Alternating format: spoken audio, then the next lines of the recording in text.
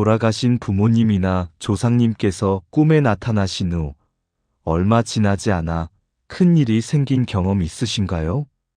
좋은 일이든 나쁜 일이든 뭔가 인생의 중요한 전환점이 찾아온 경험 말입니다.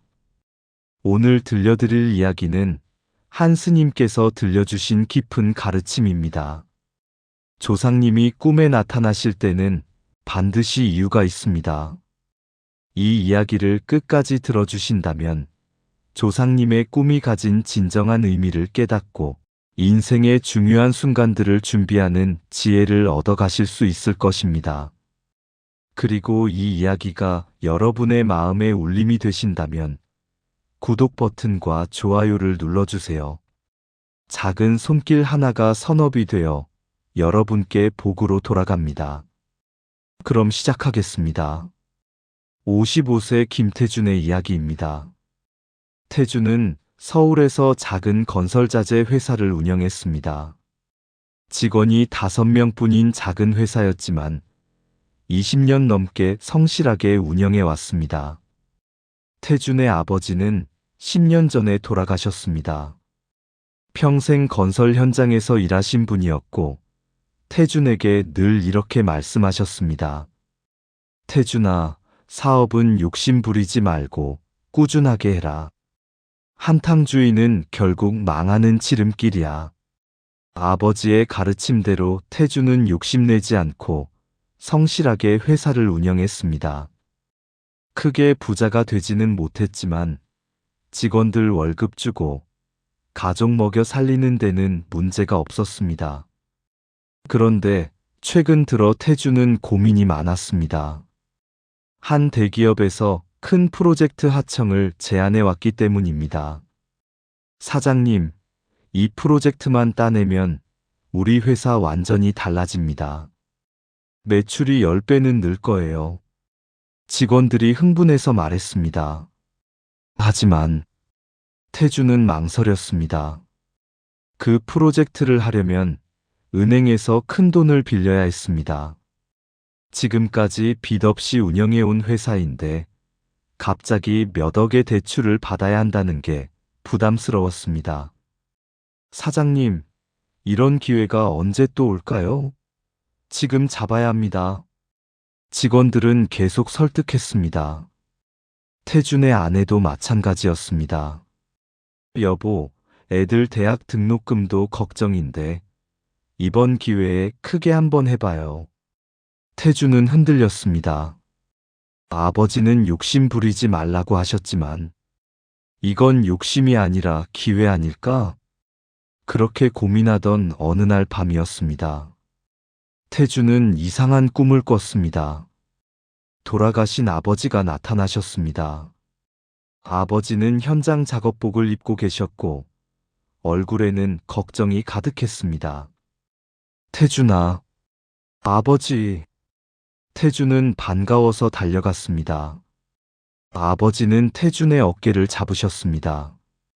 태준아, 조심해라. 뭘요? 욕심내지 마라.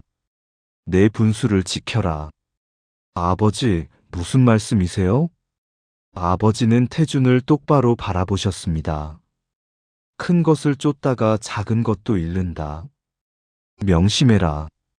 그리고 아버지는 사라지셨습니다. 태준은 그 순간 깨어났습니다. 온몸이 식은땀으로 젖어 있었습니다. 무슨 꿈이었지? 조심하라고? 태준은 잠을 이룰 수가 없었습니다.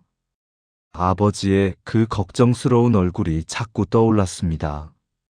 설마 그 프로젝트 말씀하시는 건가? 하지만 태준은 고개를 저었습니다. 아니야, 그냥 꿈일 뿐이야. 너무 고민해서 꿈에서도 나온 거겠지. 며칠 후 태준은 또 같은 꿈을 꿨습니다. 이번에는 아버지가 더 다급해 보였습니다. 태준아, 듣고 있느냐? 절대 욕심내지 마라. 아버지 말 들어라. 네가 지금 생각하는 그 일 하지 마라. 후회하게 된다. 태준은 깨어나서 온몸이 떨렸습니다. 이건 이건 그냥 꿈이 아니야. 하지만 현실로 돌아오면 직원들과 아내의 재촉이 있었습니다. 사장님, 대기업에서 답변 기다리고 있습니다. 빨리 결정하셔야 해요. 태주는 갈등했습니다. 일주일 후, 세 번째로 아버지 꿈을 꿨습니다. 이번에는 아버지가 무릎을 꿇으셨습니다. 태준아, 아버지가 이렇게 빈다. 제발 그 일 하지 마라. 아버지, 왜 그러세요? 일어나세요. 태준은 울면서 아버지를 일으키려 했습니다. 네가 그 일을 하면 모든 걸 잃게 된다. 집도 회사도 모든 걸. 아버지 말 들어라, 제발. 태준은 그 순간 깨어났습니다. 눈물이 흘러내렸습니다. 태준은 더 이상 견딜 수가 없었습니다. 다음 날 아침, 태준은 평소 다니던 절을 찾아갔습니다. 주지 스님을 뵙고 그동안 꾼 꿈 이야기를 모두 털어놓았습니다. 스님은 조용히 듣고 계시다가 고개를 끄덕이셨습니다. 보살님, 아버님께서 보살님을 구하려 하고 계십니다. 구한다고요? 네. 조상님께서 꿈에 나타나시는 건 대부분 경고나 축복을 주시기 위해서입니다. 특히 자손이 중요한 결정을 앞두고 있을 때 나타나십니다.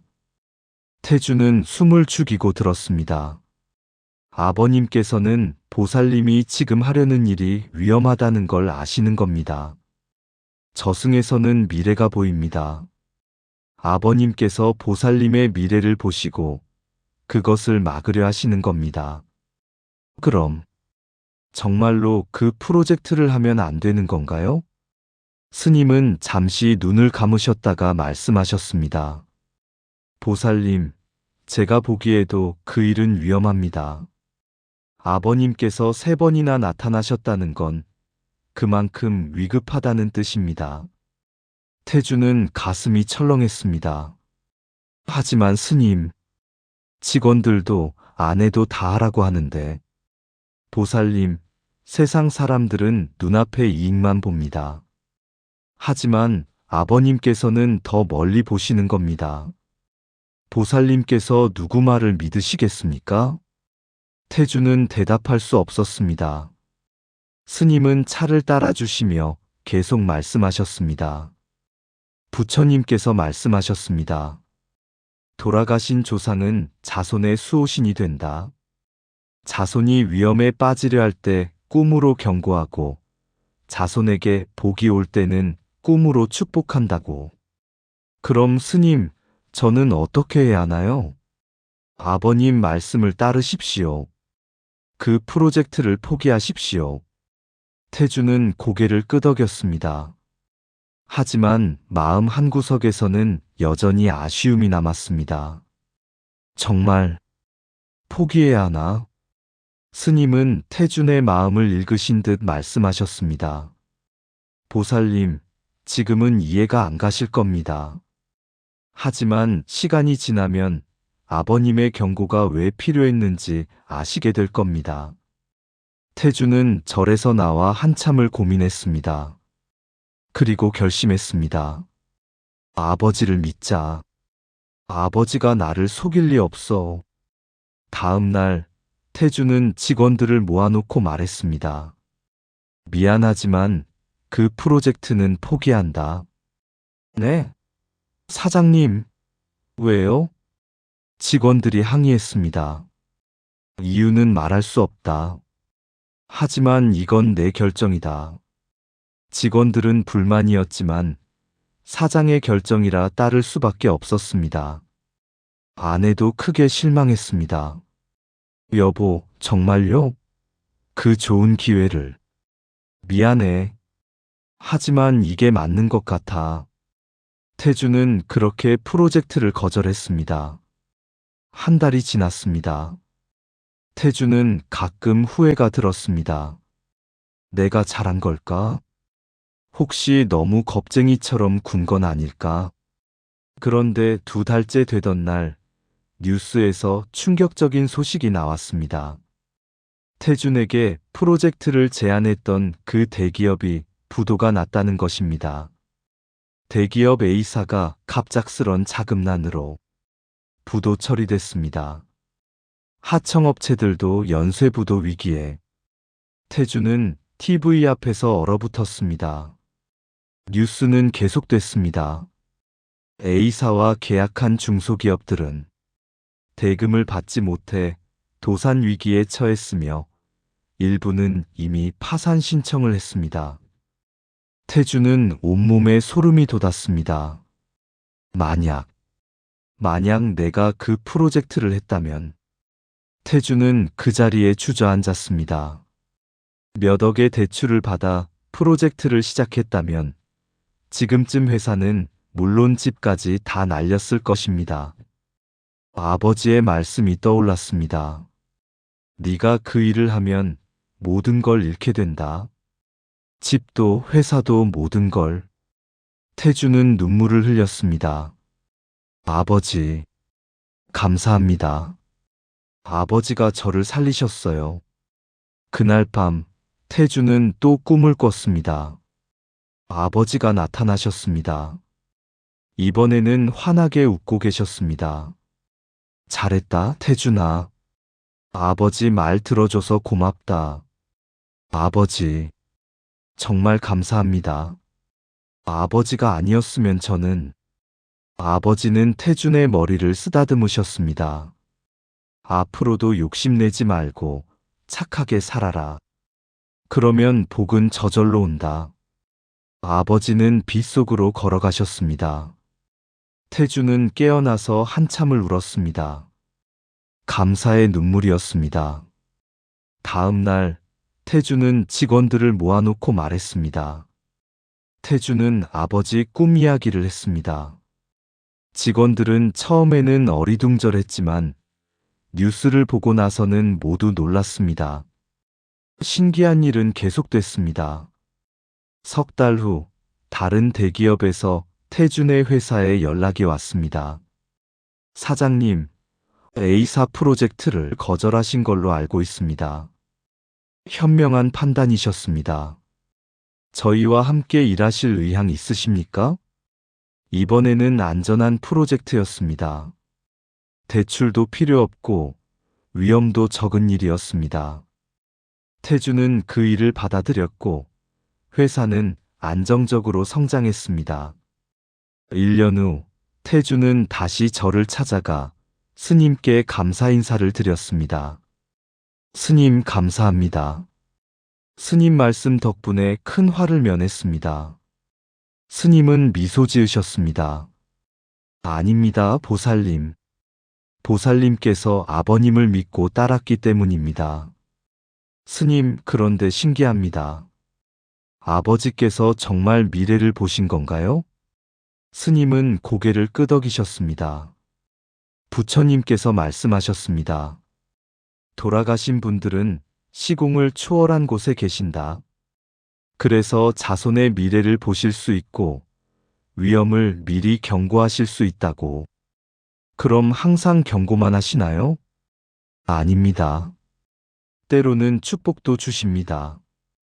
자손에게 좋은 일이 생길 때도 꿈에 나타나서 격려해 주십니다. 태준은 고개를 끄덕였습니다. 보살님, 앞으로도 조상님 꿈을 소홀히 여기지 마십시오. 그리고 주변 분들에게도 이 이야기를 해주십시오. 조상님의 꿈은 반드시 의미가 있다고. 태준은 그날 이후 주변 사람들에게 자신의 경험을 나눴습니다. 조상님 꿈을 무시하지 마세요. 저는 아버지 꿈 덕분에 목숨을 건졌습니다. 그리고 지금도 태준은 매달 아버지 산소를 찾아가 감사 인사를 드립니다. 아버지, 덕분에 잘 살고 있습니다. 앞으로도 지켜봐 주세요. 여러분, 태준의 이야기 어떠셨나요? 부처님께서는 우란분경에서 이렇게 말씀하셨습니다. 돌아가신 부모와 조상은 자손을 떠나지 않고 항상 지켜보며 자손이 위험에 빠지려 할 때는 꿈으로 경고하고 자손에게 복이 올 때는 꿈으로 축복하느니라. 조상님이 꿈에 나타나신다는 것은 결코 우연이 아닙니다. 특히 여러분이 인생의 중요한 결정을 앞두고 있을 때 조상님께서는 반드시 나타나십니다. 조상님의 꿈은 크게 두 가지 의미가 있습니다. 첫째, 경고의 꿈. 조상님께서 걱정스러운 표정으로 나타나시거나 무언가를 말리시거나 위험을 알리시는 꿈. 이런 꿈을 꾸셨다면 지금 하려는 일을 다시 한번 신중하게 생각해 보셔야 합니다. 둘째, 축복의 꿈. 조상님께서 환하게 웃으시거나 선물을 주시거나 격려하시는 꿈. 이런 꿈을 꾸셨다면 지금 하려는 일을 자신 있게 진행하셔도 좋습니다. 가장 중요한 것은 조상님의 꿈을 무시하지 않는 것입니다. 세상 사람들은 눈앞의 이익만 봅니다. 하지만 조상님께서는 더 멀리, 더 깊이 보십니다. 법화경에는 이런 말씀이 있습니다. 부모와 자식의 인연은 끊어지지 않으며 비록 육신은 떠났으나 영혼은 여전히 자손을 보살피느니라. 여러분, 혹시 최근에 돌아가신 부모님이나 조상님 꿈을 꾸셨나요? 특히 같은 꿈을 여러 번 꾸셨나요? 그렇다면 그것을 가볍게 여기지 마십시오. 조상님께서 여러분께 중요한 메시지를 전하려 하시는 것입니다. 경고의 꿈이라면 지금 하려는 일을 다시 생각해 보십시오. 축복의 꿈이라면 자신감을 가지고 앞으로 나아가십시오. 그리고 무엇보다 조상님께 감사하는 마음을 가지십시오. 산소를 찾아가 인사드리고 제사를 정성껏 지내고 마음으로 늘 기억하십시오. 조상님께서는 여러분의 수호신입니다. 나무아미타불 관세음보살. 오늘 이 이야기가 조상님의 꿈을 경험하신 모든 분들께 깨달음이 되었기를 바랍니다. 조상님의 경고를 듣는 것이 곧 자신의 목숨을 구하는 것이며 조상님의 축복을 받는 것이 곧 인생의 복을 받는 것입니다. 조상님의 꿈을 소중히 여기시고 그 의미를 깊이 새기시길 바랍니다. 이런 부처님의 가르침이 담긴 이야기가 더 필요하시다면 구독 버튼과 좋아요를 눌러주세요. 법을 전하는 일에 동참하는 선업이 되어 여러분께 큰 복덕으로 돌아갑니다. 부처님의 가르침을 널리 알리는 공덕을 함께 쌓아가시길 바랍니다. 다음에 또 부처님의 지혜가 담긴 이야기로 찾아뵙겠습니다. 모두 건강하시고 조상님의 보살핌 속에서 항상 부처님의 자비와 함께 하시길 기원합니다. 나무아미타불.